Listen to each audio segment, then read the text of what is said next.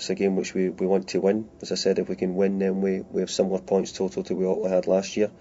So from that point of view, it'll give us the feeling that maybe we can go on and have a season similar to last, which was really good. How big a setback is it to be out of Europe? Well, it's a really big disappointment. I said that last night after the game. Still feels the same today, maybe even worse. It was something we really enjoyed last year. I think it was important for Everton. I think it was important for the players. So to be out is a big miss. What did you make of the overall performance? I thought the performance was good. I thought it was the best the players have played this season.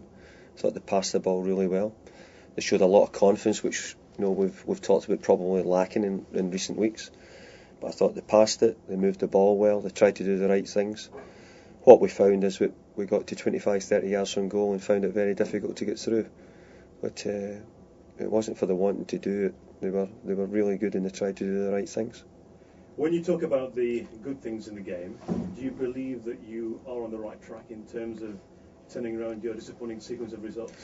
Yeah, well, what we've got is we've not started as well as we like, and we can go through. We've got reasons rather than excuses for why we think we're there. But I think the players are beginning to come back into a bit of form. We're starting to get people back from injury. We're starting to get those players who've come back from injury, we're starting to get them 3 or 4 games under their belt, which they hadn't had. So I think there's signs that they're looking to play better. And the Standard Liege game was one of them. You've said before that you're in this job for the long haul. Mm-hmm. There have been suggestions of a walkout from yourself. Is there any substance to that at all? No, I don't think there's ever been any suggestions of that. Certainly not from me, or certainly not from anybody I've spoken to. Hopefully from none of you journalists. So no, I'm here, and I'll sign a contract with Everton very shortly. When will you sign it? Maybe before the weekend. The weekend's coming close? I said maybe. Things are with the lawyers, and things might be done before the weekend. What have been the hold-ups? Why haven't you signed it before? Well, maybe once we get it done, then that would be the time to answer that question. I think that would be a time, and I'm sure I'll give you the opportunity to ask those questions when that time arises. Look forward to it. Just on the subject, there has been a suggestion, it's been mooted in our business, that 1 or 2 players from the dressing room have suggested that you not signing your contract has been unsettling, which might have led to poor results. Mm-hmm. Is that a fair comment? I don't think so. I get asked again by you people last week, could it be a problem? I said, yeah, maybe it is. I think sometimes when managers are unsettled, it can unsettle players. But you don't honestly think that players go across the line and think about the manager or think about his contract.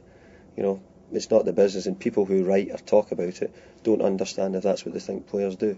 All it is just to give some talk and some credence to why you're not doing well. The reason why we're not doing well is because we're not playing well enough. And my job's to make them play better.